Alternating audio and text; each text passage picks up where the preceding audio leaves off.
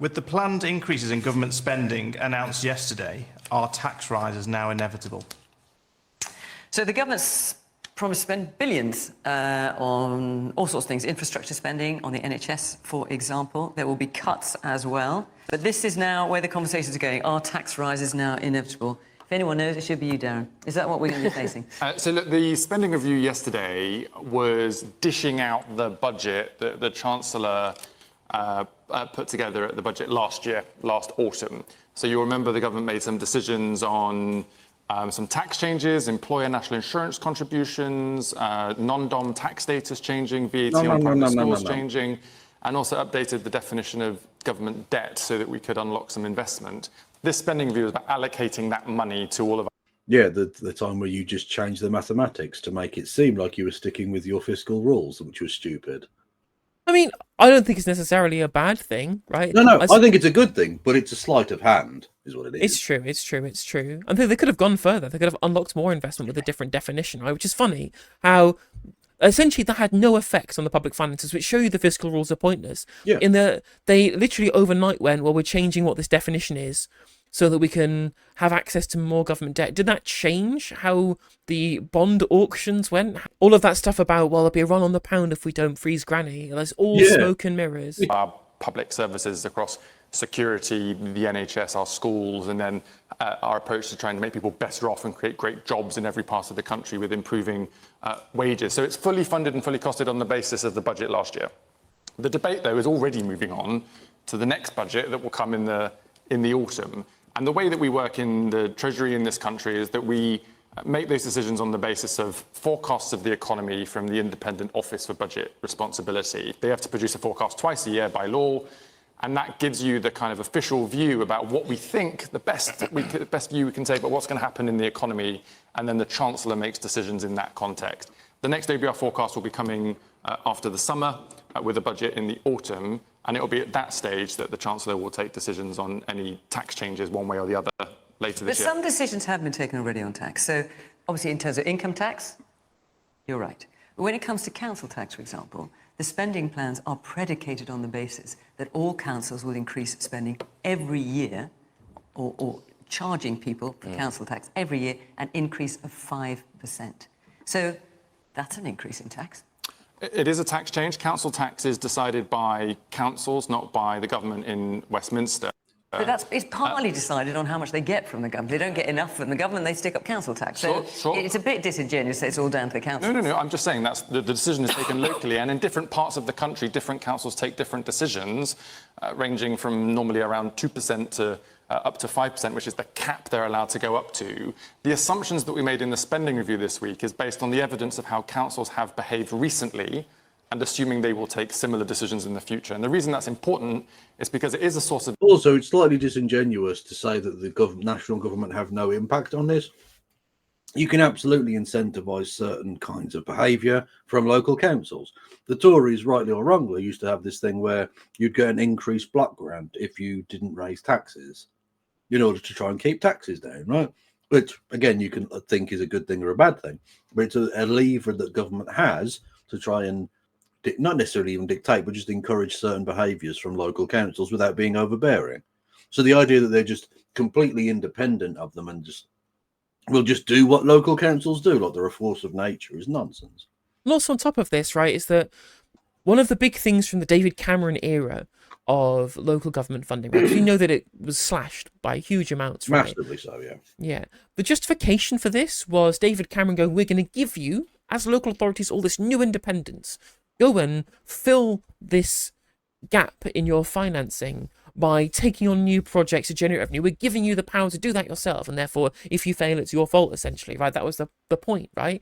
But they never had access to the capital because of the slashing of block grants to make wise investments that could generate revenue elsewhere. And on top of this, there are so many things that would be large sources of council revenue that were forced to be sold off to pay for these budget cuts because of the increasing cost of all of these things they have to spend money on that were negative externalities caused by poor statecraft from the Cameron government because of austerity, right? So to put that in context, they had to spend more on temporary accommodation because the Cameron government's housing policy made more homeless people. So there were loads of problems that were compounded by poor government policy internally, and councils were individually blamed for this rather than the internal government, because David Cameron made this huge show of giving councils the power to do it, and some councils just did corrupt shit, like Thurrock, you know? Yep.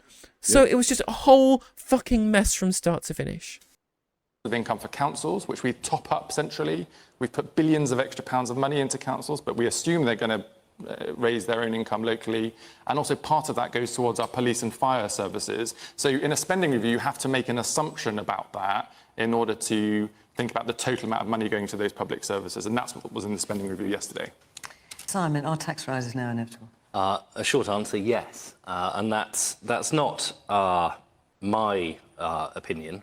It's that of Deutsche Bank, who forecast that probably we're talking about 10 billion of tax rises. Don't give me this Deutsche Bank shit. This is not the Brexit I voted for, allowing Germans to have a say. It's outrageous. This autumn, it's the opinion of the Chartered Institute of Chartered Accountants. It is a sad reality that the government has increased borrowing by 200 billion relative to where the last Conservative budget left off. That includes 80 billion approximately of debt interest over the course of this Parliament.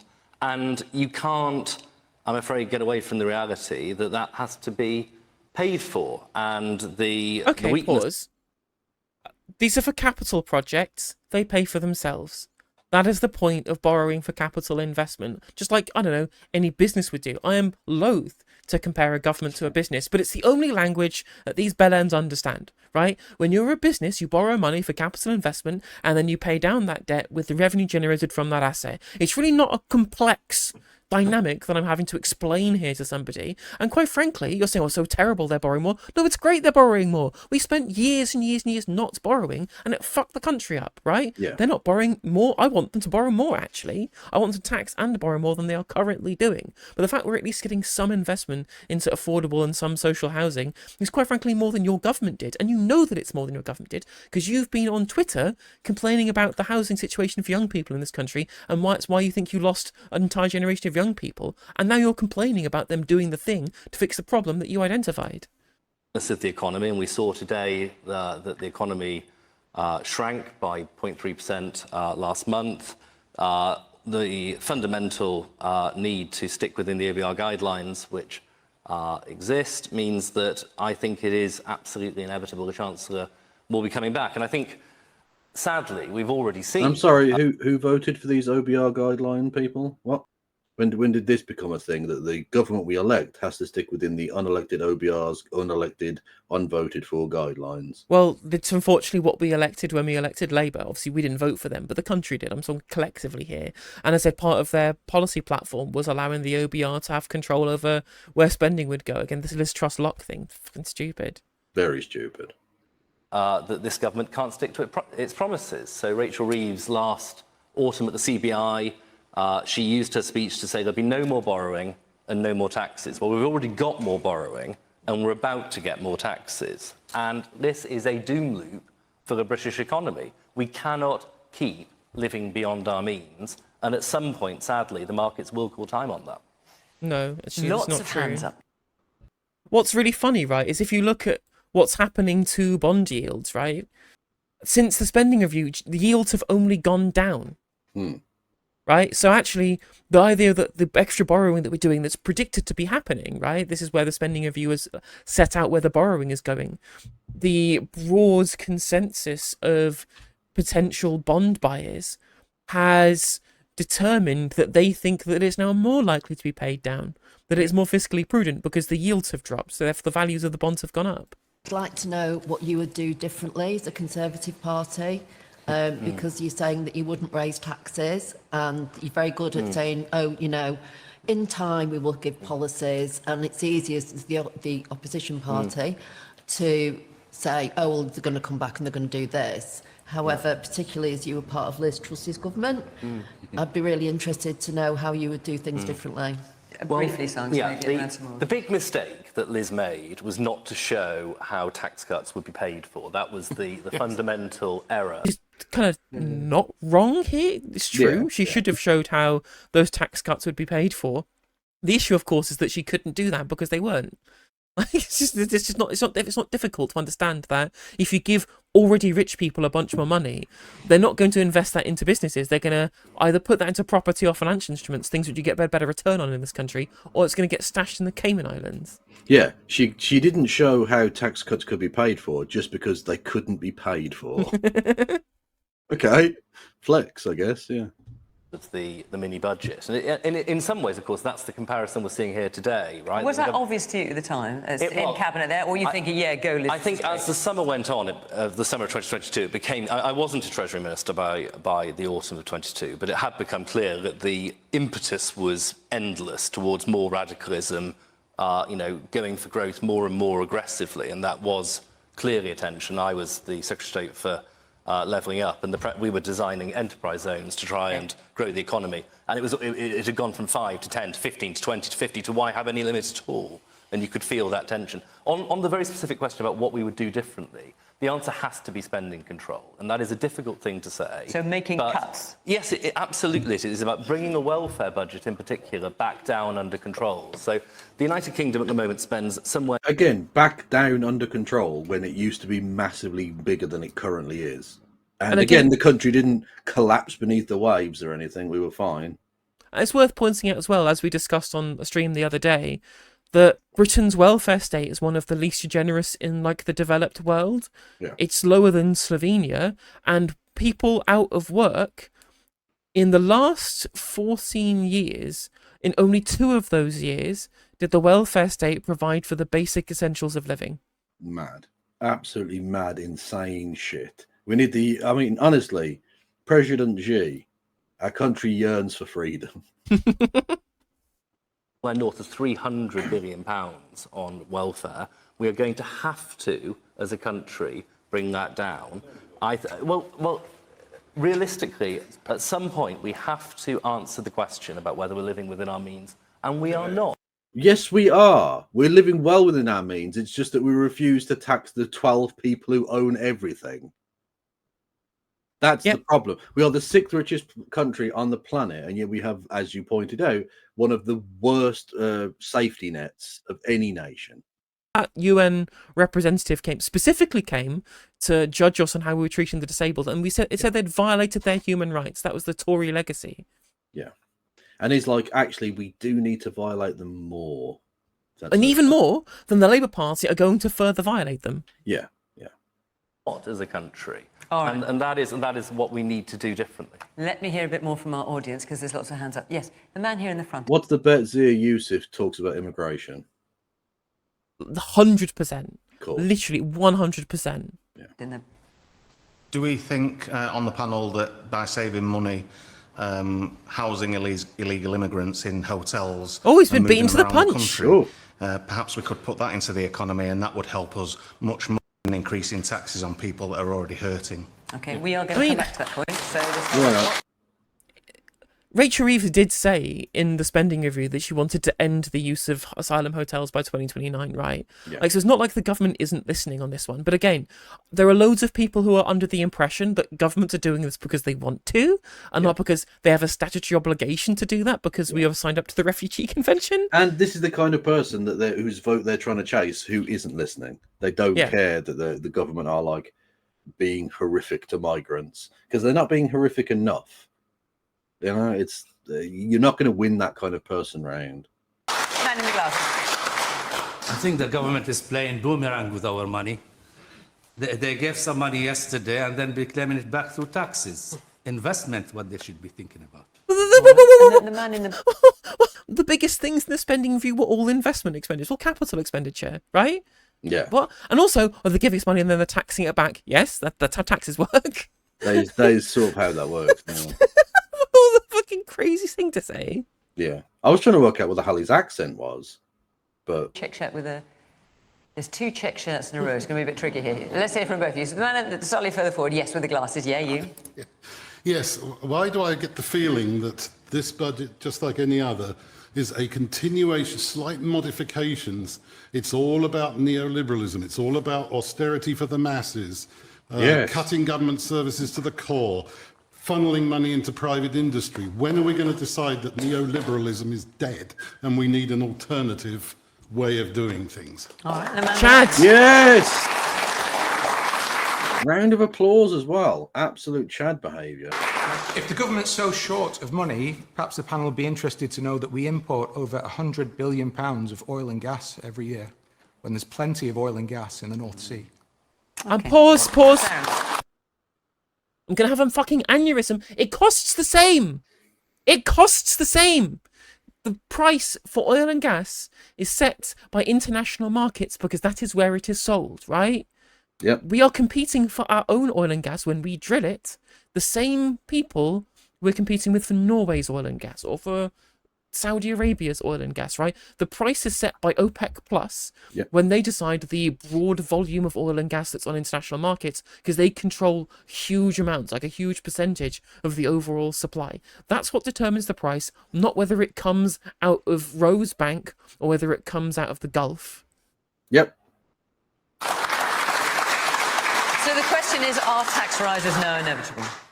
I don't think so. But I mean, I would say it's all very well for Simon to sort of sit there and look terribly sorrowful about the necessity of tax rises. But he mentions the cost of borrowing. The cost of borrowing shot up under Liz Truss as a direct result of her budget that you were in the government for, and it hasn't reduced since then. And that is one of the massive. It's higher That's today, one of Sarah. them. But that was when it first started going up as a direct result of the Truss budget. We are still living with the consequences of the Conservatives' dire economic mismanagement, and that is part of the reason that we. And like, it's true. Like, she's not incorrect there, but I do like the Lib Dems are just like, yeah, from 2010 to 2015, your economic management was fine. Only then did it get bad, actually. Well, they do it all the time. Anytime you ask them, they talk about 9 years of Conservative government. I'm like, You cheeky bastards. literally every single time they say they don't want it to be thought of as 14 years because that would technically include them being in coalition with them when actually all of the worst policy happened. Like, Yeah, it's literally. really worth pointing out, it's worth hammering this point home that when it comes to broad economic policy, outside of the Liz Truss moment, the Boris Johnson and Theresa May governments were better than David Cameron, right? Yeah, oh yeah, absolutely. And by default, Nick Clegg, right? The Lib Dems presided over the worst period in government of those 14 years, right? And they want you to forget it, but we will never forget. We will never forgive or forget. Yeah. Find ourselves in the situation that we're in now. But what I would say is I don't think tax rises are inevitable. I think there are other choices that Rachel Reeves can make. And the Liberal Democrats, we've set these out very clearly. One of the things that we are always talking about is moving closer to Europe, building our trading relationship with Europe. We want to see a bespoke UK. You always talk about the EU as Liberal Democrats. I never noticed that. Have you? Have you? I don't remember them ever mentioning it. No, they're. I thought they were Eurosceptic, to be honest. Yeah, they really do never talk about the European Union. So this is a revelation. Breathtaking stuff. EU customs union. Now, independent research shows that could add 2.2% to our GDP, which could result in a tax take of 25 billion a year. Now, if we were serious about growth and pursuing growth, then that is the sort of thing that we would be looking at. Somehow I think you won't agree with that, Zia. Well, look, I would like to go back to Tom's question at the beginning as to whether tax rises are inevitable. Mark my words, they absolutely are. Labour and the Tories are pretty much exactly the same. Labour would just do what the Tories do a little bit faster. People in this country are struggling. They're struggling. They're seeing the cost of their weekly shop go up every time they seem to go to the supermarket. Rents seem to go up all of the time. If you have a mortgage, you know, the borrowing costs under Labour are higher than they were even under the disaster of Liz Truss. And let's not even get started about energy costs, the energy bills. People... Okay, Zia, okay. These are things that are all true, right? You can name things that are problems. But you're also offering the identical solutions to the Tories. Yeah.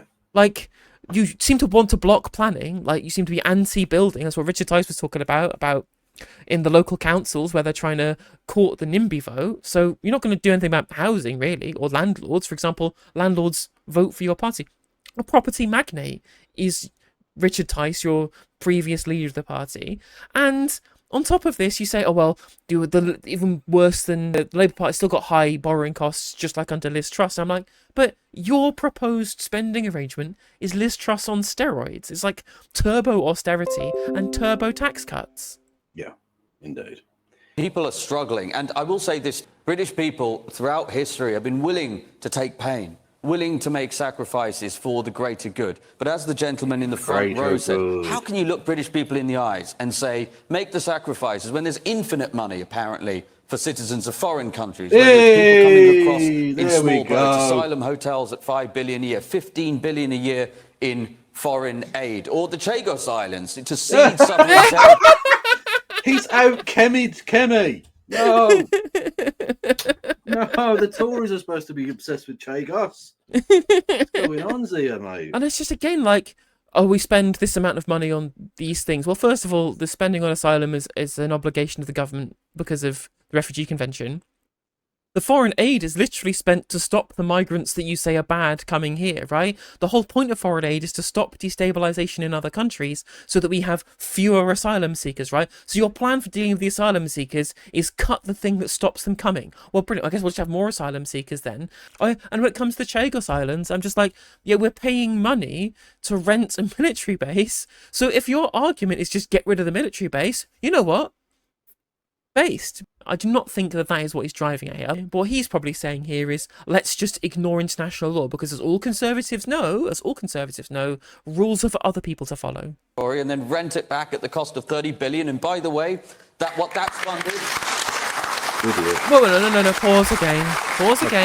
Idiot. That is funded Mauritians. 80% of Mauritian workers are exempt from tax, while the tax burden on British people is at the highest level since World War II. There's nothing at all about it that's remotely acceptable. We've got to prioritise citizens of the United Kingdom. That's what reform will do. Pause 1 sec. She to debunk again what he's saying again, because he's just a fucking lying scumbag, right? The 30 billion for Chagos, that's over 100 years. Yeah, amounts to fuck all. Yeah. Since you mentioned Liz Truss, she did do one thing right. After 40 odd days in a job, she's now on a pension of £140,000 a year for the rest of her life. But that's not the question, is it? I'd like to know why Labour, and after Apple, Boots, that the guy in the corner shop's paying his fair share of tax, and yet Apple's got 6 people in Dublin, and that's the headquarters for the UK. It's a farce. Why are you going after them? Yeah. Yeah, exactly. Absolutely right. If you want to do business here, you pay your fucking taxes here. 100%. Yeah, absolutely right. Go after the big corporations that not only don't pay tax, but they're also shutting out small, medium-sized businesses from being able to trade, right? Like, you look at your high street, people say, oh, well, there's no British culture anymore. And I'm like, yeah, but it's not being ruined by people coming on refugees from Afghanistan. It's fucking the fact that every single local business in your area has been closed out of the economy by Walmart, who own Asda, by fucking McDonald's and KFC and Burger King, right? Sure. At least your local kebabish is a locally owned small business, right? Unlike a massive fucking chain that's ruining everything culturally about this country, right? And making it harder for people to get on in life and having to earn shitty wages in some multinational corporation slop fest.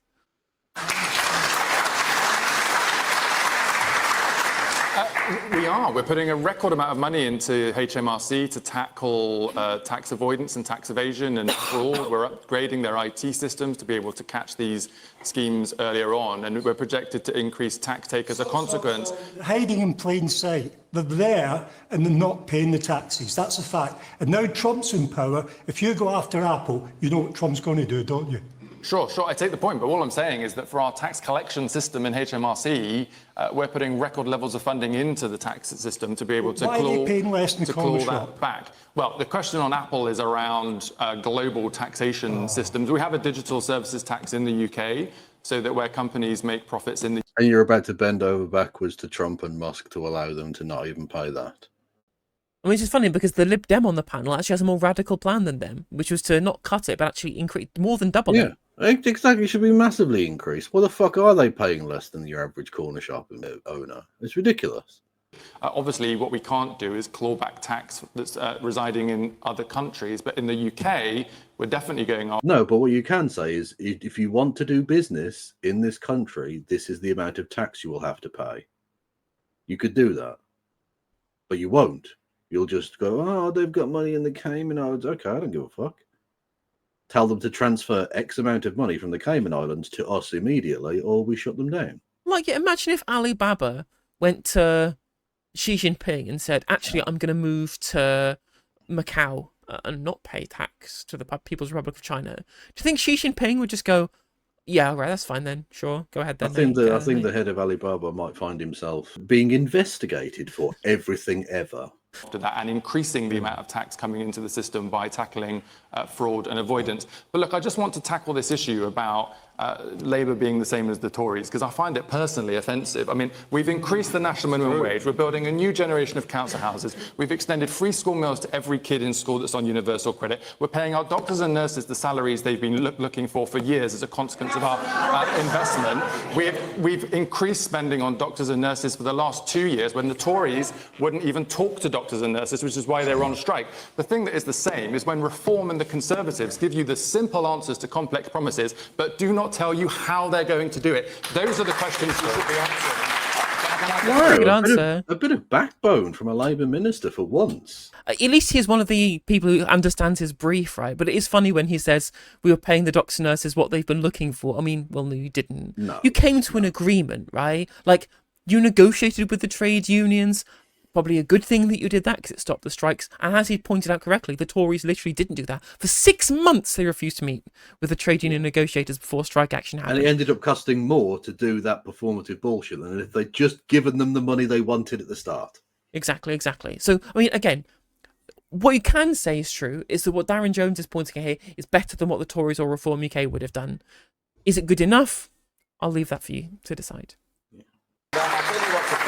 I'll tell you what's offensive is insulting the intelligence of the British people. I didn't. I insulted your intelligence. Answer the question. You're entitled to insult. I insulted your intelligence. Good. Yes. Jesus Christ. A pair of bollocks on a Labour minister for once. Jesus. Where did this come from, mate? Out of nowhere. Yeah. Entitled to insult the intelligence of British people. Earlier on, you described an obvious tax hike in the form of council tax increases of 5%. There's no answer. Council tax increases of 5%. You described it, and I'm Paxman quoting, him. Go on. Quote, Yeah. How? Paxman him. Get him. Yeah. tax change. Apparently it's a tax change. The British people are sick and tired of being gaslit, and the Prime Minister of this country does it. You can see it on his social media account all of the time. You are unwilling to be honest with the British people. You consistently prioritise foreign citizens over the citizens of this country. And it's time you owed up to that and you stood by your conviction. You did not answer the question how you do anything you've promised. I'll tell you what the British people are sick of, and that's false promises. That's why they voted for change at the election last year. As much as I don't like the Labour Party, they're preferable to Reform UK, and there is something just so kind of fundamentally grating about Zia Yusuf, right? Oh, the irony, after all of this time watching political coverage, I kind of stopped finding Nigel Farage as irritating as I used to. I still disagree with him politically, but at least I understand where he comes from at the very least, right? Whereas Zia Yusuf, he's just detestable, isn't he? He's such a monster, isn't he? Really unlikable, so up his own arse, really. And just honestly, watching him getting taken to task, and also having the gall as Zia Yusuf to go, "You're gaslighting the British people." No, the other fucking motherfucker gaslighting the British people, trying to pretend that you can just go like, "We're going to be able to give you all of the lovely things in the world, and we'll also cut taxes at the same time and get rid of the migrants, and also cut waste and also Doge, but also we'll be able to institute the 2-child welfare cap. We'll get rid of that as well." I'm like, you're literally just making shit up on the fly. How dare you? And he's the one gaslighting because 3 days ago he was saying it's not worth bothering trying to get a reform government, and now he's like, the reform government would be fucking awesome. It's so true. Like, we were never at war with East Asia. What are you talking about? It was always at war with Eurasia. Later, so feel free to hold your fire on that, because you will get your chance. Now, there are quite a few people shouting out rubbish back there, but I think, yes, you were with your hand up. So I am a nurse, okay, and I don't think with the spending review it's a problem allocating the money to these places like the NHS. I think the problem lies in the people who are running those hospital trusts, because the one in Blackpool, he spent all the money. There's 3 staff nurse jobs in the whole of the hospital at this moment in time. When I first started there, back in 2011, there was 20, 30, 40 jobs. And if a nurse got tired of the area where she was working and wanted to learn more, you could move. Right now, it's stalemate because there's absolutely no money, there's no resources and there's no staff. Okay, so pause. If nurses are getting a low... This is the problem with austerity, right? You can't find the efficiency savings. You just cut back on service provision and also make these services inflexible as well. Like she's pointing to inflexibility here. And that's what happened when for 14 years we kept defunding the NHS apart from during the pandemic period, right? Where we saw from 2010 to 2019, the biggest sustained drop in NHS spending as a percentage of GDP ever. And that's the result. She says, oh, well, all those years ago, we had all of this money going around. And then the Tories did austerity for 14 years. Well, yeah, of course there are fewer nurses. That's what austerity is, right? And again, you can, as I do, frequently talk down Labour for not investing enough in the NHS by not raising taxes more than they currently are doing. But this is the Tories you're mad at here. You're mad at Conservative austerity because that's patient zero for the NHS problems. Or morale, apart from having low wages and that 3.6% is nowhere near enough, then that is the reason why. You can do your spending review and you can allocate the money, but the people in charge of these hospitals need to be held accountable for their actions.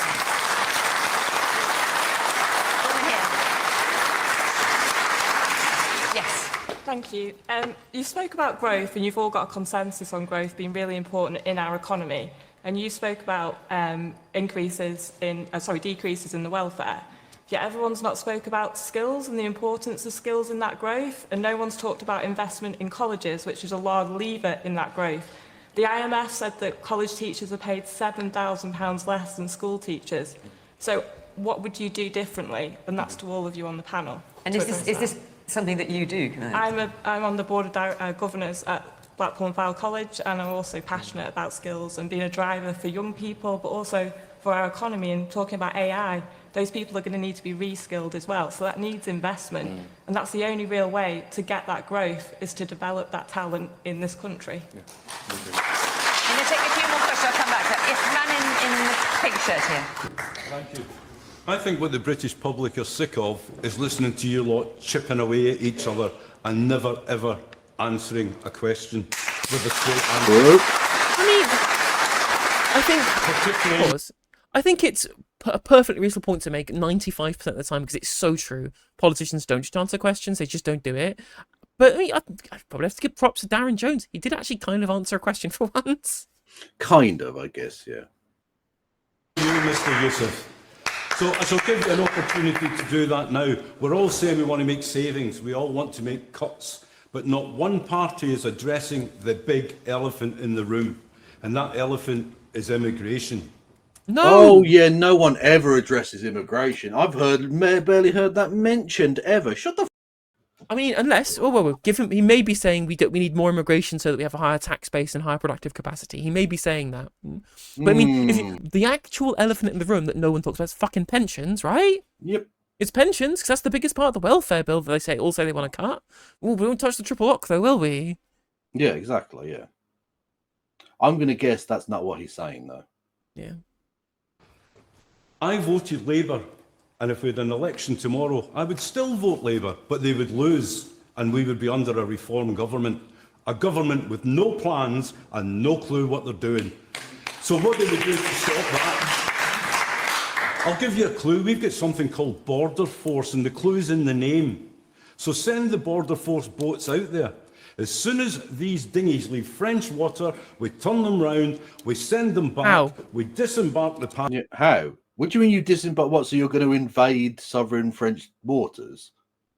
You do coastal piracy? Yeah, exactly. I want to explain this to these people. It's not like a game. It's not a board game you're dealing with here. You can't just push things around a map and that's fine.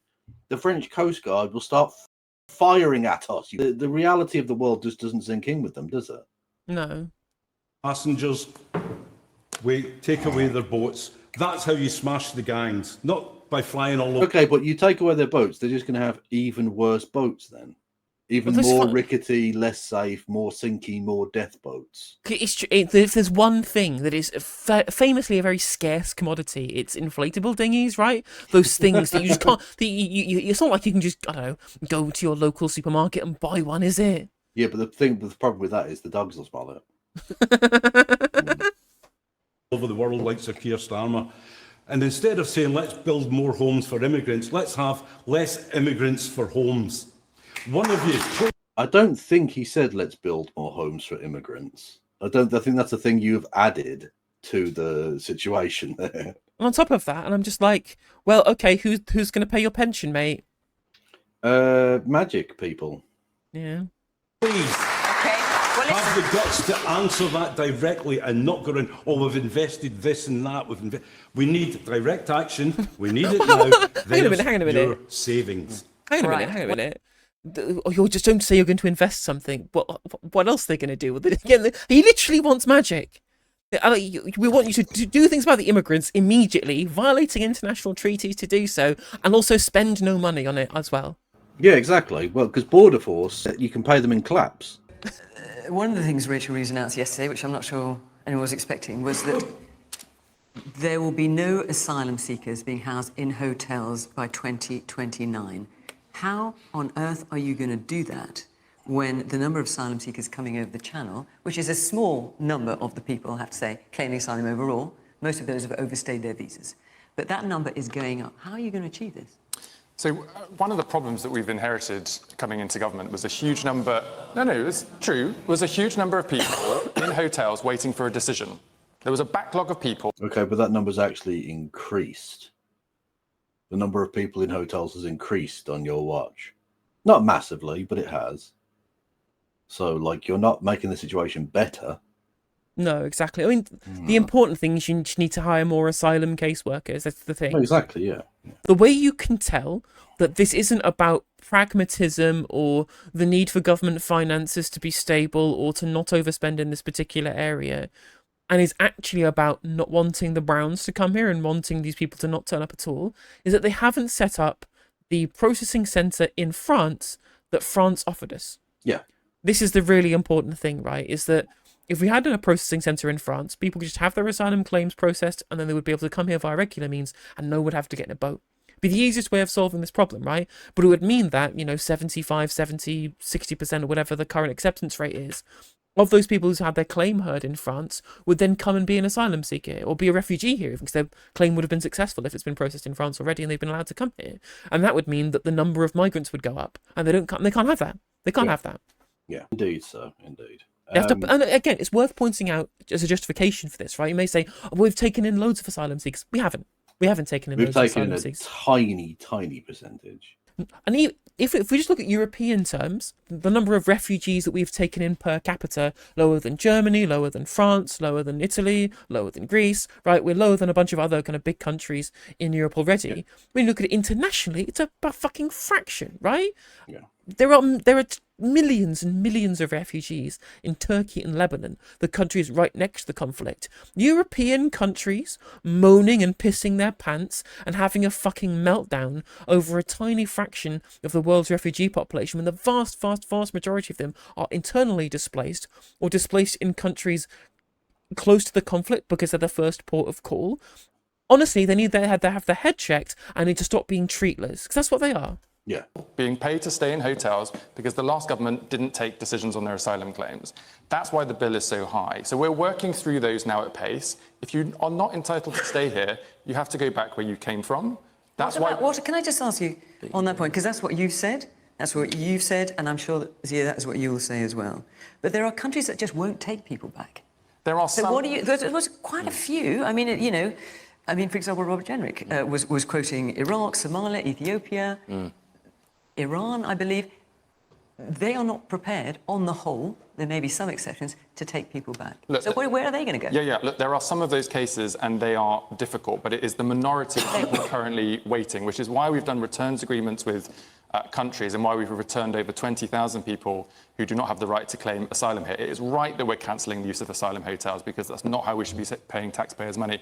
But on the other side of the coin, can I just say something which I'm sad to say I think is now controversial in our political debate? I did a visit to the Border Security Command in Dover a few weeks ago to see what we were doing to process these applications, to return people that are not allowed to be here, to make sure that you're catching people trying to come in when they shouldn't come in. But let me tell you, when you're there on the site, seeing these dinghies put together by these organised criminal gangs, which are clearly not safe, and when you see that the majority of the people in these boats are children, babies, and women who have been... No, they're not. No, you have got to take... No, look, I get this is... North of 90% of them are adult men. Let me be... No. North of 90% of them are adult. Okay, let's just have a look at some facts. What percentage of small boat crossings are adult men? 75% basically every single year. So it is about 3/4. So they're both wrong then? I don't fucking care. You know what? Turns out I'm not a misandrist. I do not somehow believe that men can't be victims of persecution.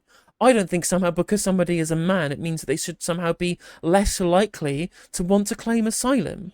But first of all, because they're people and people deserve help. And second of all, men can be persecuted as well as anybody else. And third of all, in the vast majority of cases, it's the men who come here first to be able to do the claim. Because why risk the life of the whole family? Right, you can risk the life of just one person. And then when they get their claim accepted, if they're a genuine refugee, the rest of their family joins them. That's how this works. Is why the number is so high.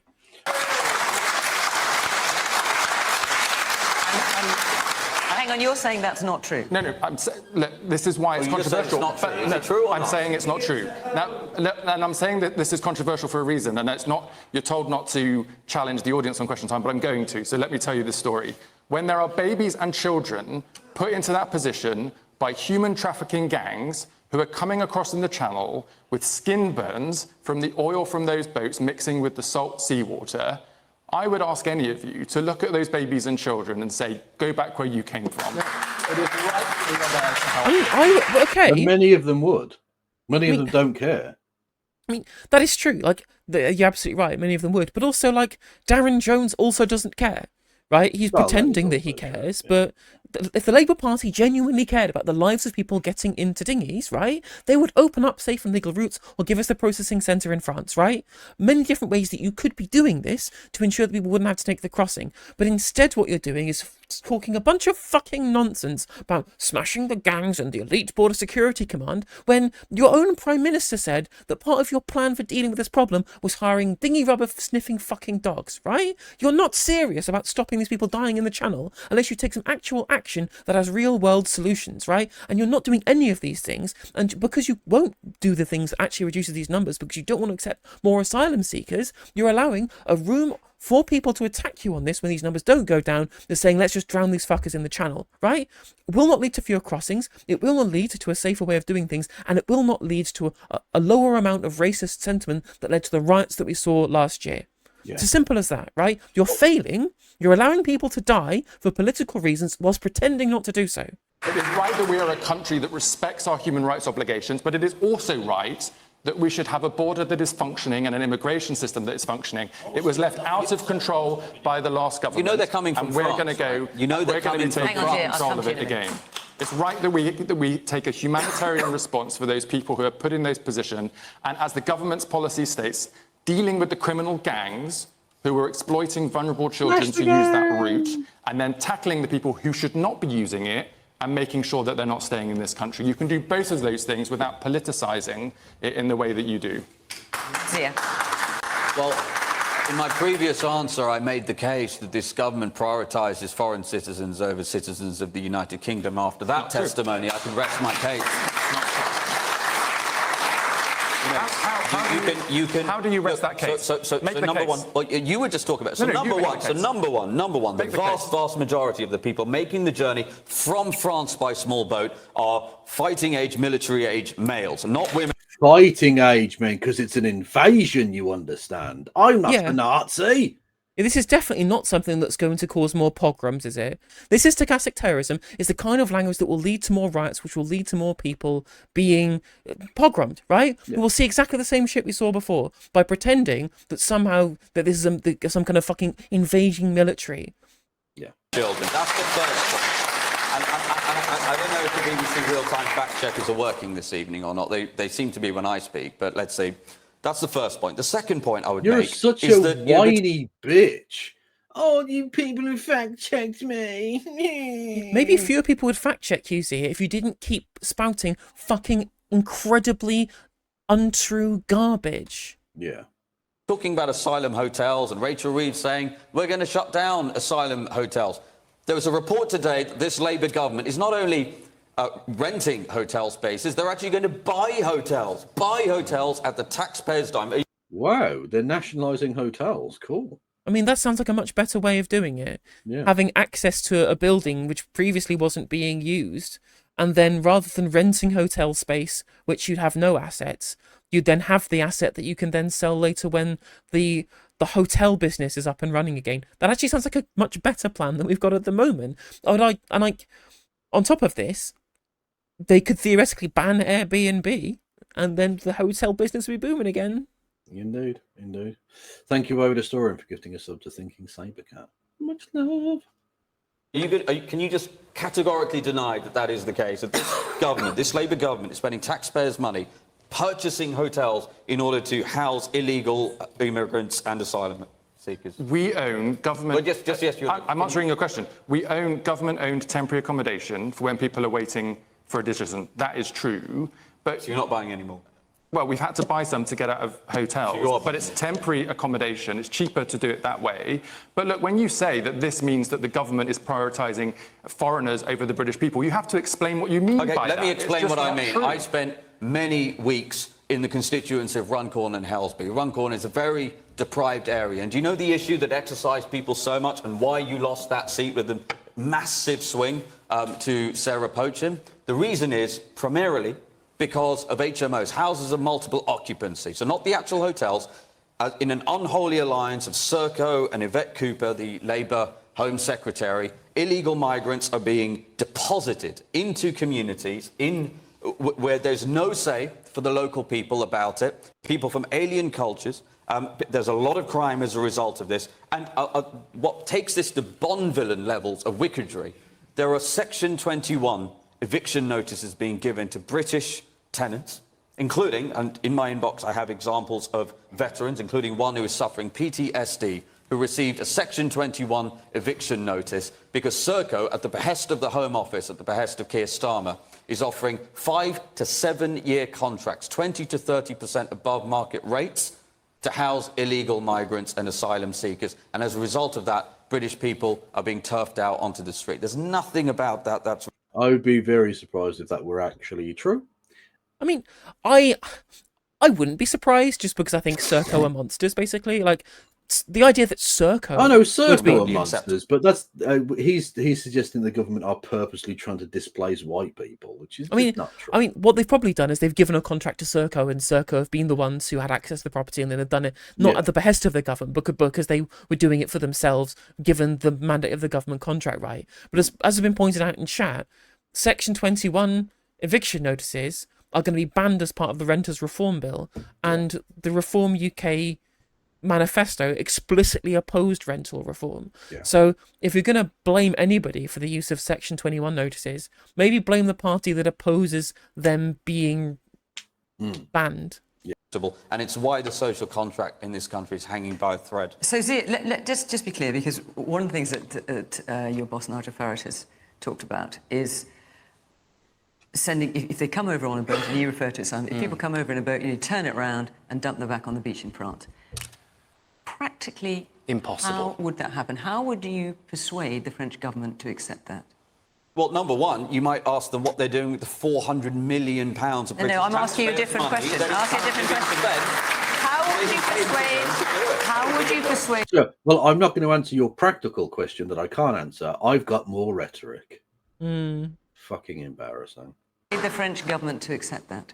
Well, I just answered you. The first thing I would say is, No, you can we have didn't. our money No, back, you please? That haven't would be the answered. first You haven't point. answered. How would The you second persuade the point- government to So listen, there's a number of points here to be made. Firstly, you have to take away the incentive. That I agree with. You have to leave the ECHR. That I agree with. It'll never happen under the Tories. There's a reason it never happened is because the vast majority of Tory MPs Hang are on. against I've asked you doing it. questions here. Please answer. How would, it's a central part of your policy, as I understand it, you turn the boats around and deposit the people back on the beach in France, and France would just have to swallow that. Yeah. How would you persuade them to do that? Well, listen, I will say this. If the Prime Minister of the United Kingdom is unwilling to have an extremely difficult conversation with the leader of France about the sovereignty of our territory, which is basically being overwhelmed and overrun on a daily basis as a result of the Channel, I don't know about what the Prime Minister would be willing to have a difficult. Okay, but like that doesn't change anything because the president of France can just say, "You go fuck yourself." Your policy is unworkable. You know it's unworkable. You're bullshitting, and this is actually fundamentally the betrayal that the Reform government would have. The Tory government did is that they're promising things they know they cannot do, and that's just going to fucking alienate and infuriate their own voters in the same way that it did with the Tories, because you're offering a solution to a problem that you know you can't implement. Literally, yeah, as has been pointed out in chat, it's literally their flagship policy. Their main policy is we'll be the ones who will stop the boats, right? And their answer is, why don't you go and talk to Emmanuel Macron and then persuade him to do something? What is the thing? We don't know, but you can do it. Like, yeah, like, I'm sure he'll be fine with that. No, he won't. He'll say, no. I'm a polyglot. Okay, so you don't know if you'd been managed to persuade them or not. You can't be sure. Let's hear from our audience. A lot of hands up. Lots of hands up for lots of questions. So he That's just great. Man in the can't middle. answer it. Yeah, okay. Human rights are human rights. Shame on you all. Shame on you for Yeah. ditching it. Yeah. The only way to sort immigration out is for you all to get together with all other countries to sort it out at source. There's people True. dying all the time. Yeah. based guys, the old guys in the crowd doing it good Yeah, tonight. Really, yeah. That garden Literally. is based, yes. Literally, it's so true. Zia, you pretend that Reform are a party for the working people. However, just in the last 2 weeks, Farage has gone on about looking at abortions. He's pro-Israel, which a lot of the British people are not for bombing Israel. I've seen racist tweets about the new Hermione. She's 11 years old from Reform supporters. You want to get rid of the NHS. Farage is on record saying that. Not really a party for the working people. You've got magic money tree policies. Now, see, I'm going to give you an opportunity to answer that because we're going to look into that in more detail. Yes, yes, with a grade. It's a real mix as well tonight in the audience because they've clapped everything. Every Yeah, it's true. conceivable different brand of opinion has gotten a. Should asylum seekers be living in a free hotel in Blackpool? Not so we've got onto the wider point about illegal immigration more generally. Well, Oh, I forgot she was here. the reason we're in the situation that we're in is because the asylum backlog, the application for asylum, the backlog got so large under the previous Conservative government. It's still very large now. We have a lot of people in this country who are waiting a really long time for asylum decisions. I mean, in my constituency, To be fair, a hotel, Sarah, this is true, right?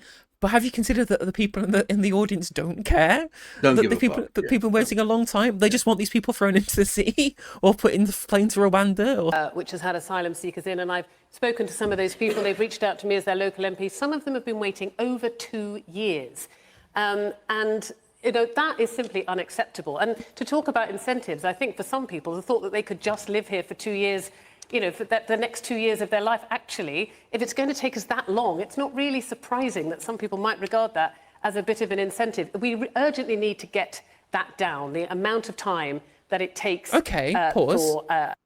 Thank you, Ben, for bringing up this excellent stat in chat. 25% real terms cuts to the Home Office budget during the austerity era where the Liberal Democrats are in coalitions with the Conservative government. I wonder whose fault it is that you've not been processing people. 5p bag tax! True, we've got our 5p bag tax though, so it's all good that the country sucks. Thank Fuck you, yeah. Liberal Democrats. Appreciate it.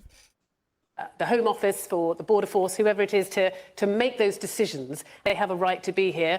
or to return them. Because apart from anything else, when they're stuck in those hotels, and I have spoken to some of them in my constituency, some of them have fled, unimaginable horror, but they're actually bringing with them skills, professional experience. I've been quite dismayed to find how many healthcare workers there are when we have massive shortages. Well, my point is we need to bring down the length of time that it takes. But if it's going to take, if they're going to be here, then actually why not be making a contribution while they're here? So that's something that the Liberal Democrats are pushing for. But I've got to say, let's not demean ourselves. While they're here, while we are dealing with their applications as quickly as we possibly can we not demean ourselves by pretending that they're aliens? These are human beings, and it is beneath us to treat... So, Reform UK have got 10 councils here, including here in Blackpool. But fast forward 4 years, are they going to be in Downing Street, or are they going to be in a comedy act down the road in Blackpool? Zia. Well, there's a lot of ad hominem attacks to respond to there. So firstly, the notion that Nigel Farage is on the record as saying that we'd scrap the NHS, simply not true. The NHS is very close. It is true. To my heart. No, it actually is. We've heard him say we need to move over to a private healthcare industry. So he was on camera years ago, I think it was about a decade ago, saying we need to move to an insurance-based system, right? Yeah. They've changed the line, right? What he's saying is that, well, that's just a total nonsense, when the official Reform UK position, which he must surely endorse, that Nigel Farage said in an interview with Beth Rigby like 2 months ago, less than a month ago even, was just after the local elections, was that they would want to fund the NHS, not through general taxation, but through insurance payments, right? The NHS, the basic fundamental principle of the NHS is that it's free at the point of use and paid for by general taxation. If you're no longer paying for it through general taxation, then it's not the NHS. It's just the French system. He said on Question Time we should move to the French model. Yep. During the election, he said it. My parents have given between them over 50 years of service to the NHS. My mother is a nurse, my father is a paediatrician. My mum is over 70, she still works full-time as a nurse. And going back to the great... But hang on a second. Nigel Farage has said that the NHS funding model, I mean, he said this last year, the NHS funding model isn't working anymore. We need to fundamentally rethink the way we fund it. Let's look at the lessons of the French healthcare system. He only said this last year, and obviously the French healthcare system is a combination of insurance-based healthcare paid by employers, some private healthcare, and then some funded by the government. And co-pays. At no point has Nigel ever said we'd scrap the NHS. He's been very clear we will keep the NHS free at the point of use. But let's also be really clear. The NHS isn't working for people. He specifically said free at the point of use, but not publicly funded, right? The two principles of the NHS is publicly funded and free at the point of use, right? If one of those goes, it is not the NHS anymore. He knows full well that he's talking bullshit. He knows full well that he's talking bullshit because he specifically didn't answer the question about the French system. He just immediately U-turned to his plausible deniability by forgetting to mention the paid for by general taxation. Specifically did that. He's such a fucking scumbag. Of the NHS is a total failure. The French do it much better with less funding. There's a lesson there. If you can afford it, you pay. If you can't, you don't. It works incredibly well. The French have a statutory health system levied from a mix of contributions from earned income and unearned income. You know, the central government funding and a little bit of a top-up fee. That's what's made Labour or allowed Labour to levy this charge. Well, if Labour are upset that the rich might have to pay for healthcare, I find that a very odd position for it to be in. Just to be clear, do you want it still funded through general taxation, or you think you need to look at the funding model? I do not want it funded through general taxation. There you go, plain as day, caught in 4K and openly, not hiding it, saying, I will end the beverage model, which is the foundation of the NHS. Simple. So he does want to get rid of the NHS. There you go. Literally, the words, I do not want it funded through general taxation, came straight out of his mouth. People. Over the last 2 decades, the amount of money every person in this country is paying into the NHS has increased by 50%. And in that time, elective waiting lists have increased by 70%. So when he says let's change the way we fund and organise the NHS, what does he mean? 19,000 people waited more than 3 days in accident and emergency in 2023. That is a third world statistic. The NHS currently, sadly, as much as I love it, my parents have dedicated their lives to it. It's very close to my heart. It is not working. And the notion that we can just keep throwing money at it, as I pointed out, we have to make some funding. The reason why we're in this situation is because we underfunded it. Yeah. Again, we want to make some comparisons to the French, for example. From 2010 till 2019, we continually cut government expenditure on the NHS as a percentage of GDP every single year. It's the longest sustained drop in NHS funding as a percentage of GDP in that period. And at the same time, we were spending almost 2% less of GDP than France were on healthcare. I wonder why their healthcare outcomes didn't drop and ours did. And because of that underfunding and the increase in waiting lists, which were increasing before the pandemic, it's really important to understand this. Now the pandemic's hit, and what little room that we didn't have in the NHS has exploded, and that has massively increased the waiting lists further. We're going to have to spend even more than the French already do to not just deal with the pandemic backlog, but also the backlog that was created by the underfunding for the 10 years previous, right? So we can and should pump more money in to be able to fix this problem, right? This is the fact. This is an underfunding problem, not a model problem. Yeah, indeed. Yeah, again, another example of the false economy of austerity. Fundamental changes and ask some real questions about why so many people in this country are petrified of getting ill. And then I want to just also respond to the point about, are we a party for working people? We are the only party who are saying the first tax cut Nigel Farage will make as Prime Minister with our MPs is to raise the threshold at which point income tax is payable to £20,000 a year, Okay, so pause. that people like nurses. But all of the rest of their taxes all benefit the richest, right? Yeah. If you look at percentage terms in terms of who's getting the best deal in the amount of tax they currently pay as per what they will pay after Reform UK's plans, the richest are much better off than the poorest. Yeah. It's a three-card trick. And all you'll get is worse public services that poor people rely on to give tax cuts to rich people. It's a con. It's a straight-up con. And the fact that people are falling for it drives me through the bend. It's income. Pardon? How will you replace that? Well, let me give you some examples. The $5 billion a year currently spent on asylum hotels, the £12 billion a year that you will find. With respect, please, sir. With respect, please, sir. Please let me answer the question. It's 70 billion. £12 billion. It's a £70 billion tax cut. Just what they're doing on the basic rate of income tax, on raising the threshold where you start paying basic rate, right? That is £70 billion on that alone.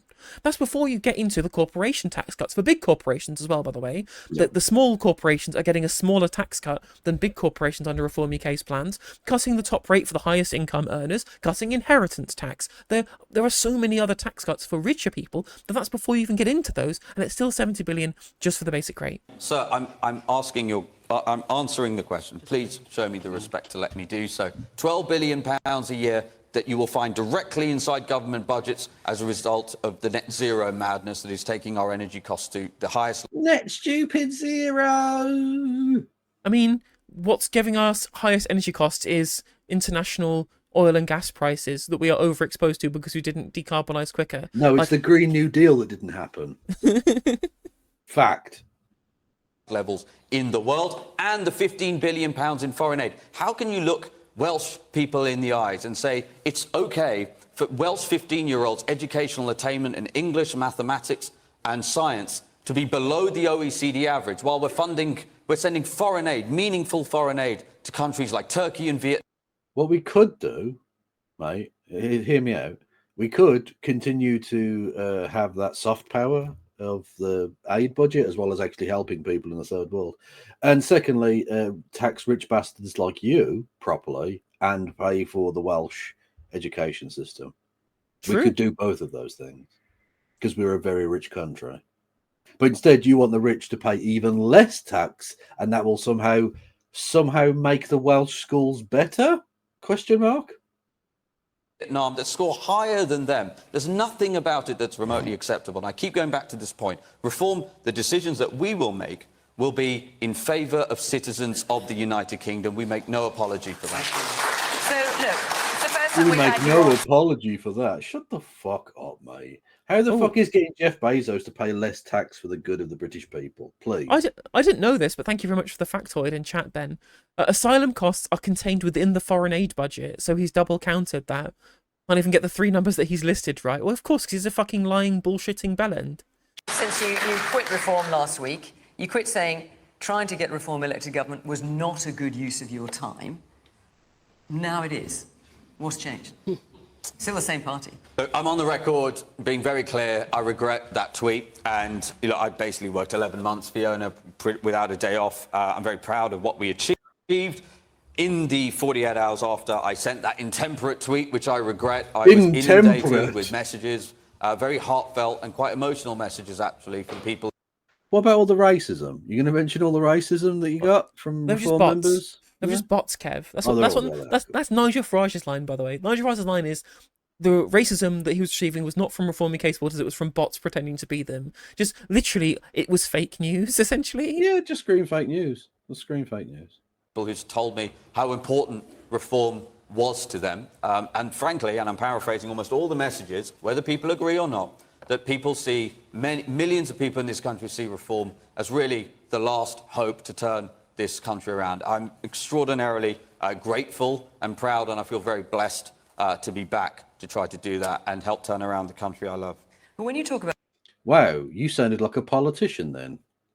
What happened to the straight talking, straight shooting reform there? That you turned into a politician, mate?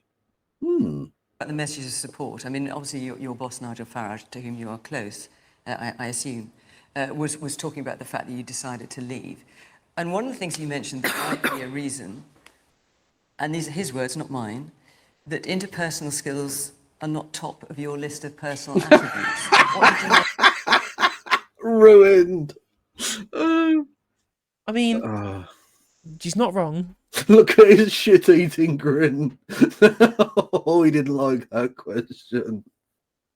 Make of that. Well, look, I think I'm a very results-oriented person. Sold my company in 2023. I didn't come from money. I think the United Kingdom is one of the few countries in the world where my story is even possible. I'm extremely passionate about this mission. I've dedicated pretty much my life to it since last summer. So I don't make no apologies for the fact that we've been a very results-oriented organisation. And as a result of that, we've gone from 14% in the general election last summer to polling at north of 30%. We've opened 400 branches. And, of course, we took control of 10 councils. And I think May the 1st, Fiona, will go down as the most historic set of local election results in this country's history. So very proud of what we've achieved. Right, so amongst other things, is talking about a lot of savings you're going to make, a lot of money you're going to spend. You were saying where you're going to find it. Darren? The question on the next election. Look, the Labour Party was elected with a huge majority last year because people voted for change. And we are very... And you haven't delivered that. Look, ultimately, for all of we can fling plenty of shit at reform because they're fucking awful. But ultimately, the reason that they're electable is because the two main parties have totally betrayed this country. True. The people they're supposed to represent, be they progressive, conservative, rich, poor, whatever, they just represent the rich. That's the problem, I suppose.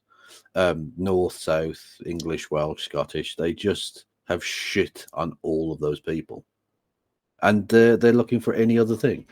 You can't offer people the status quo. It's the same with Brexit. You can't offer people the status quo when they have no stake in the status quo. They will choose the mystery box because literally anything is better than this. Boom, are that. Very focused on the fact that there is a lot of work to be done for people to feel that. We are promising to make people feel better off by the end of this Parliament, to get our public services back on their feet, and to make sure that the country is set up for success again and that people can be proud of it. But you're pointing us into the direction of the next election campaign with your question. And let me say, with my party political campaigning hat on, I'm very, very clear about what we need to do at the next election. Not only do we need to show that we have delivered meaningful change for people and that politics can do that in our democracy, but we have also got to expose the hollowness and the false promises of the populist right who promise you every single thing that you could desire without answering any single question about how they're going to do it. All of these unfunded promises, as we saw under Liz Truss when she did it with the Conservatives, it's not just a risk to the country and a risk to the economy, it is a risk to family finances, and the politics of the next election is going to be about exposing the risk of the populist right and proving once again that mainstream centre-ground politics can deliver real change for people across our country. I think Reform's outlook on net zero is very short-term. because the cost of inaction is so much higher than if you were to invest now. You could invest in renewable energy to gain energy security. You could invest in skills and green skills and give more jobs. And I just think it's incredibly naive to sort of convey the opinions that you have, and I think it's oversimplistic. Pause though. And we've got a lot of... She almost had a point there. I mean, it's a reasonable point. The problem is, though, it's not naivety, it's corruption. Yeah. He's not naive. He's not doing this because he somehow is uneducated about the reality. He's paid by fossil fuel barons, right? Yeah. The man is a corporate stooge. Yes, yeah. Again, ultimately worth bearing that in mind. They don't oppose net stupid zero for legitimate reasons. It's because they are the ideological seagulls in the oil slick of Westminster money. Reform supported in the audience as well, so I want to hear from some of them at least. Here's one in the front with the glasses on and the suit. Yes. Yeah. Reform are changing what they call waste within local government, regional governments, potentially central government if they're successful in the future. How much is actually spent on bureaucracy in this country? How many layers of chiefs do we have to have taking money with their research assistants, with their secretaries, with everything else that costs behind that? How much is going on bureaucracy? Not much. But the Doge people in America went and said, actually, we got there wasn't much fraud and everything was pretty efficient, right? That's the reality. And actually, most audits have found that our government is pretty efficient. The bits of inefficiency that do exist is in the private sector. It's when we employ contracts in the private sector and they basically take the piss and on top of that pay for shareholder dividends and for directorial salaries, right? If it's a public sector organisation, those things don't exist. It's done internally through whatever department that they answer to. So it's cheaper and more efficient to do it that way. It's just harder for politicians to run because that means they have to be accountable. They have to have skills that are applicable in running the department, and they can't just outsource all of those skills to consultants and to managers of private firms. Yeah. You have to, learn to do governance, which is not what politicians are for nowadays. They're for winning elections nowadays. Yeah. Labour only got in because they didn't want the Conservatives in. Yeah. Yeah. And Labour are lied and lied. Keir Starmer is a liar. True. It's true. A liar. It's true. Until we get them in, it's going to carry on everything. Right, Darren, I'm sure you want to come back on that, but let me just come around to our panel. Sarah, so the question is about reform. In 4 years, just to quote you, Felix, are they more likely to end up in Downing Street or be a comedy act up the road in Blackpool? Well, I don't think people will be laughing if they're in number 10. But to Zia's point, they have just won a whole clutch of councils, and I think it remains to be seen what they do with them. I'm hearing from colleagues in Kent, for example, who are the official opposition on Kent County Council now that Reform are running. Oh, God, imagine living in a place where Reform are the leader of the council and the fucking Lib Dems are the opposition. I'd move. You are a cultural wasteland. Jesus. And, they're cancelling meetings left, right and centre, including the audit meeting, which is there to scrutinise expenditure. And you think your Doge team is going to come in and suddenly find all of this waste that's going on? I can't answer this gentleman's question exactly. I don't know the numbers. What I do know is that local councils right across the country have been running on very, very low budgets for over a decade now. And if there has been loads and loads of waste to cut, Over a decade, you say? Would you say, I don't know, 15 years potentially? No, just over 10. No need to look any further back than 2015. Well, the thing is, again, the biggest cuts in terms of the block grants to councils came in the coalition government. No, they didn't. No, it was fine. Don't look into it. It's fine. Honestly. Don't worry about it. The brass neck, the absolute brass neck of a liberal Democrat, of a Lib Dem going, well, austerity doesn't work, does it? Bitch, that's you. Yeah, that's you, that is. You did that. Yeah. Fucking hell. has been cut.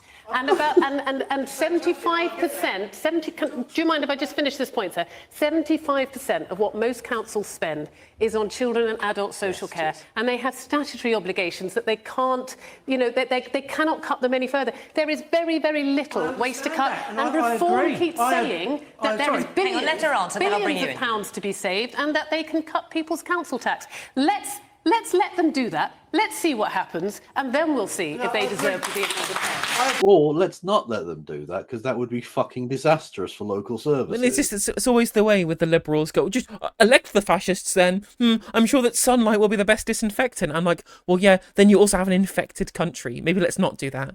Yeah. So we're talking about reform. You're obviously very exercised about the level of bureaucracy that you see. Are reform likely to be a credible proposition in government? That's effectively what the question is. I mean, this is where, if you like, having lost, I can be really honest that running the country is difficult, and it is incredibly easy for reform to sit here today and to pretend that just being angry about things will translate into running Britain either differently or better. The reality is that their economic prescription is madness, and I can say that as someone who was part of the Liz Truss government. And I can, we talk about just burning himself now. I mean, economically illiterate, stupid, evil bollocks, and I can say that because I was part of the Liz Truss government. I mean, at the very least, right?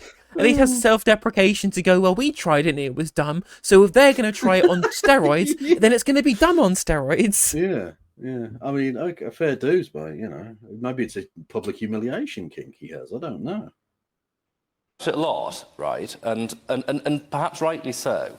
But the size of what reform have in contemplation is 2 to 3 times larger than what Liz was seeking to do. And look how the markets reacted to Liz's prescription. And that is the reality of what unfunded tax cuts mean on that scale.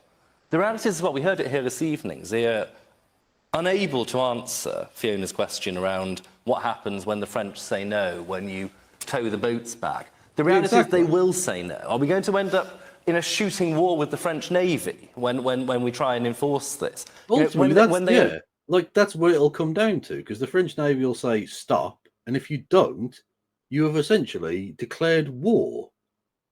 And that's the thing, yeah. What do you do then? What do they do? Do we get into an armed fucking conflict with a nuclear armed power? What?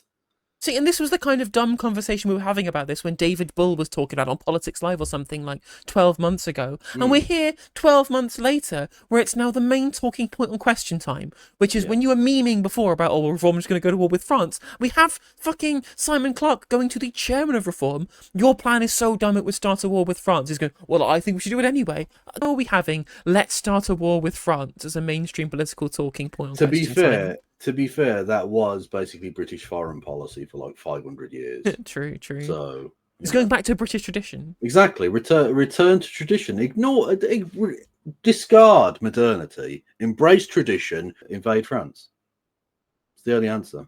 Unveiled their energy policy earlier this year on net zero, led by Richard Tice. It was a shambles. It had to be withdrawn within 24 hours of it being announced.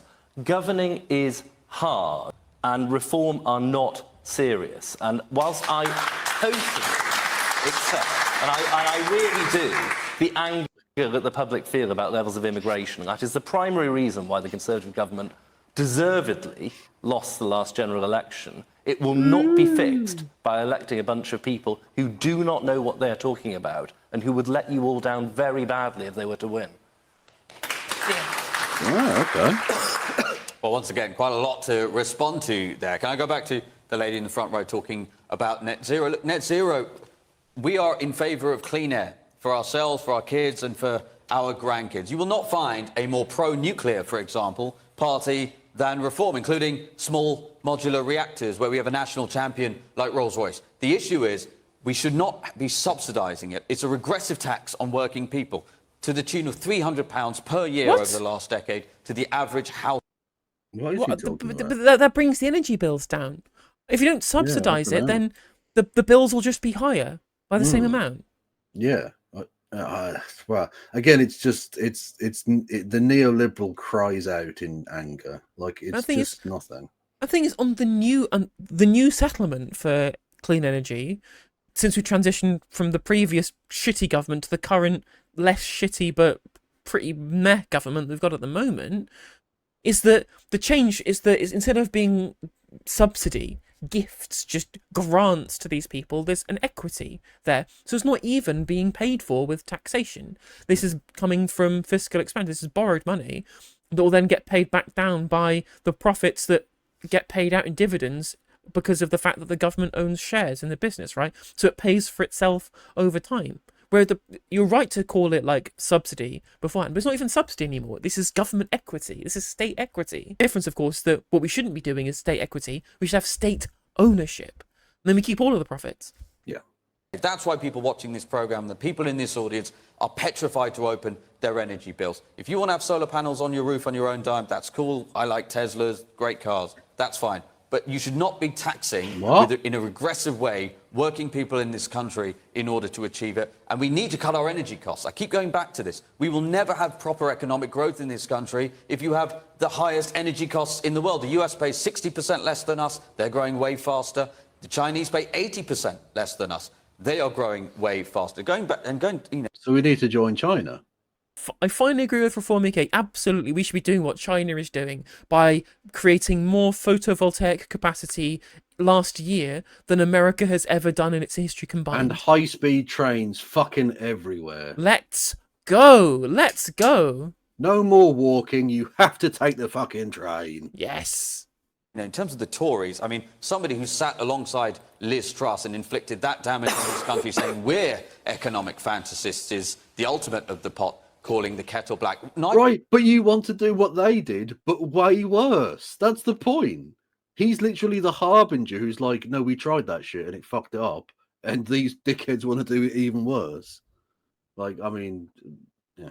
Nigel Farage is the only political leader that I can remember for a very, very long time who has ever stood up in front of the media and talked about making hundreds of millions of pounds of cuts in his first term as Prime Minister. What, George Osborne? Yeah, Hello? they were pretty yeah. Like, I remember that entire 2010 election. Even fucking Gordon Brown was, all of them were like, no, we're all going to cut stuff, but it's the degree to which we're going to cut stuff. And Gordon where are the Brown cuts was seen for? as Yeah. dangerous communism because he was only going to cut like 4% or whatever. Like, And the cuts were, yeah, look, and also where you cut. Are you going to cut from like working age benefits or investments in councils or Insure Start? Or are you going to cut away from like corporate subsidy? Yeah. And surprise, surprise, they didn't cut away. Other than cutting net zero subsidies, when it comes to welfare, for example, when it comes to the NHS, for example, would you be making cuts there? No, because we just get rid of the immigration and then that solves everything. Next question. Well, I'll give you 32 billion a year of cuts straight away. As I said, 15 billion in foreign aid, 5 billion, there you go. 5 billion in asylum hotels, and the 12 billion on net zero. If you take something like welfare, and again, hearing a Tory talk about this, they took state spending as a percentage of GDP. This question is about reforms here. Would you cut the welfare? Well, you haven't yet. Would you cut the welfare budget? Look, we are on the side of working people and people who set their alarm clocks in the morning. It is way too easy in this day and age in the United Kingdom to get onto long-term welfare. And by the way, almost impossible to come off it. Would you cut the welfare budget? We are on the side of working people. So you can expect... Oh, what a politician. Oh, what was that about not answering questions earlier? Good God. Yeah, the straight shooters of the Reform UK clique have suddenly disappeared and been replaced with career politicians who try and avoid the question and speak in platitudes. So weird. Suddenly you're top of the polls and now you refused to be sincere in the way in which you talk about things. Isn't that funny how that works? It's interesting, that, isn't it? Also, this is how you lose an electoral chance, Reform. If you get to the top of the poll here and then you start acting like the same, all of a sudden your USP disappears. Literally. Per capita, under a Reform government, Fiona, per capita, you will see welfare spending reduced significantly. Yeah. How? A whole host of reasons. Number one, the highest proportion ever of young people are now on long-term disability and welfare benefits. That's the first thing. And the way you get onto that is... So number one, you actually have a proper assessment and testing process like you used to have before COVID. What happened? Before you... God almighty. So they're just going to kick young, sick people off benefits. Basically, that's the case. Again, they live in this fantasy world where They believe there's just this huge glut of people who are pretending to be mentally ill when they aren't, right? Or pretending to be, say, disabled when they aren't. And there's literally no evidence that supports this. No evidence at all. Because it's just reactionary nonsense. They've worked out in their head what they think the truth is, and that's it. Exactly. Happened during COVID, and you can go and look this up online, is the United Kingdom got addicted to welfare at a catastrophic cost. Countries like the United States, Okay, but just to be clear, because I want to bring... So I'm not trying to categorise, but just to be clear, because I want to bring more people in, there would be cuts. Fewer people would get welfare if per capita welfare spending. We are on the side. We're unapologetic about this. We are on the side of people who set their alarm clocks in the morning. Per capita welfare spending will come down under reform. Okay, so the man in the blue and white, you've got sort of swirls on What you. a fucking slimy snake politician he is. Unbelievable. Back, keep going further back with the microphone. Yes, there you are. Yeah, do I, sorry for the reform, do I smell a bit of BS?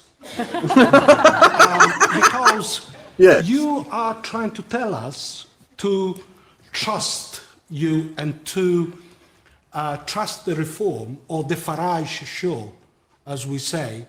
You know, it's the same, it's the guy who advocated for Brexit. Let's not forget that. And we forgot something in this conversation.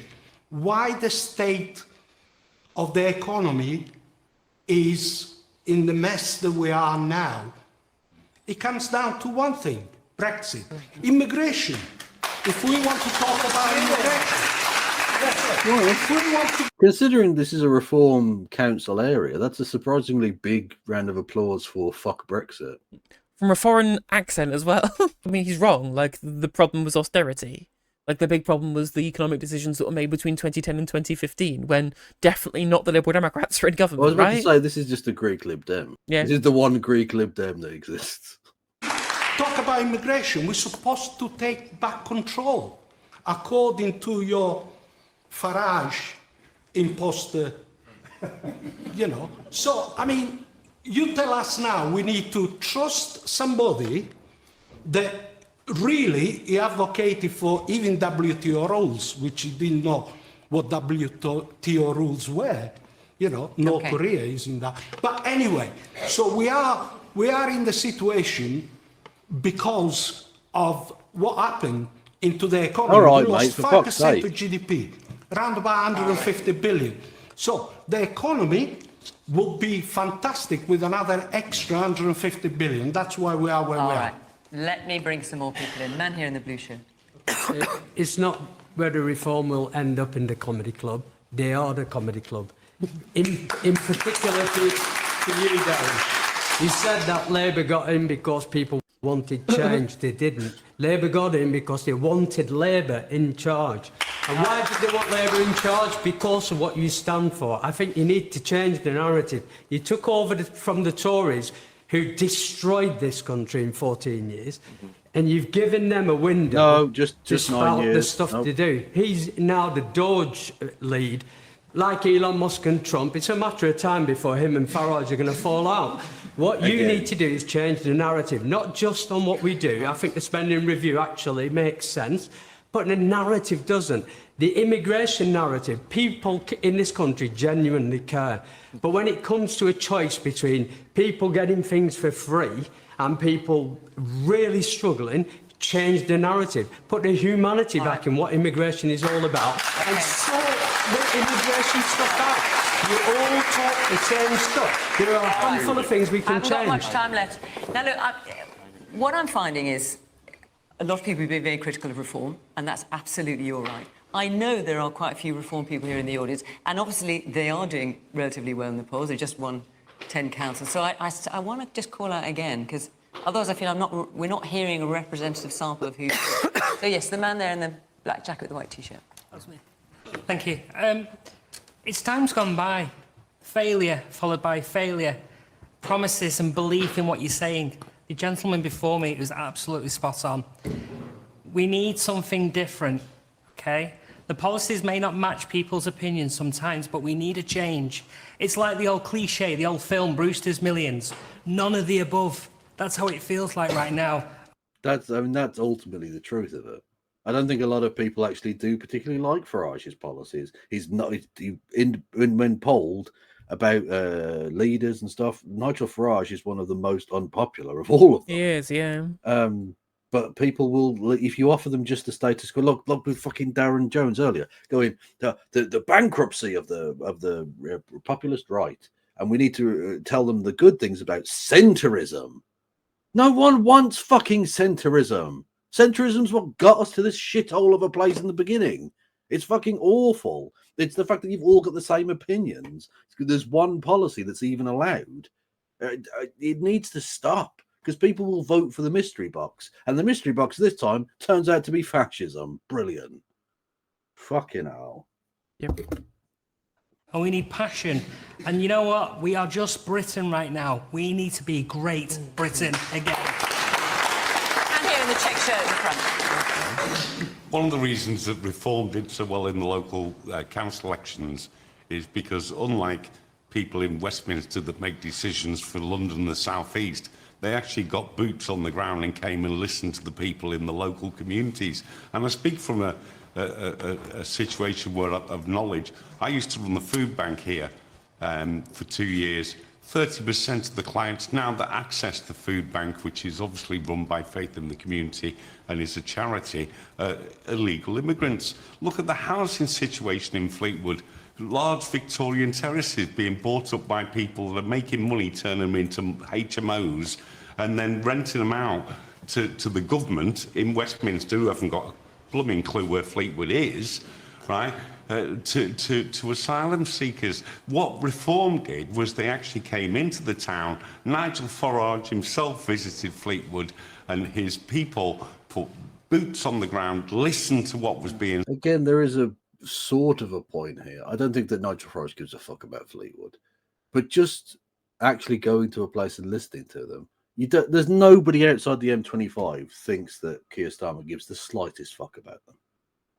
No one does. No one in the southwest, no one in Wales or Scotland, the Midlands, the north of England. No one, because he's just a London southwest guy, or southeast guy, I should say. That's it. And this Labour government are just that as well. They clearly don't give a shit. When, like, their big thing was, oh, let's invest in the corridor between Cambridge and Oxford. Like, that's the place that needs the investment. I'm sure the people of Sunderland will really give a fuck about that, yeah. You idiots. You're perfectly designing a policy to ensure that Nigel Farage can speak to the people of Middlesbrough and say, London doesn't care about you, I do. Exactly. Like we pointed out in chat, right? Like 1 in 5 workers use food banks, 4 million plus children living in poverty, yet fucking shareholders from Thames Water making off like fucking criminals. Profits in British Gas, £751 million, a really other great point that you've made there as well. We have companies, as has been pointed out earlier by a member of the audience in this show, pointing out that companies don't pay any tax because they domicile themselves elsewhere, and yet we let them trade anyway. Yeah, exactly. And we've allowed huge mega corporations to carve up our country, our public services, destroy communities and habitats, everything, right? And we've got nothing to show for it. Where we've got more billionaires than we've ever had, and the rest of the country is falling apart. And why are we blaming someone who's fleeing a country that we bombed into a failed state? Yeah, absolutely. And said in the local community, and that's what people appreciated, instead of what seems to be happening everywhere else. It's people in Westminster making decisions for London and the South East. Okay. Hey there, if you enjoyed the video, make sure that you like and leave a comment. That helps the video out in the algorithm. If you subscribe and ring the bell, it'll let you know when I go live. I stream every day on YouTube and Twitch. You can also follow all of my socials down in the description. And if you want to support me in a more financial manner, there's a join button for membership to just 99p to be a member on YouTube, as well as a Patreon, and there's some merch there as well. And hopefully I'll catch you on the next video. Take care.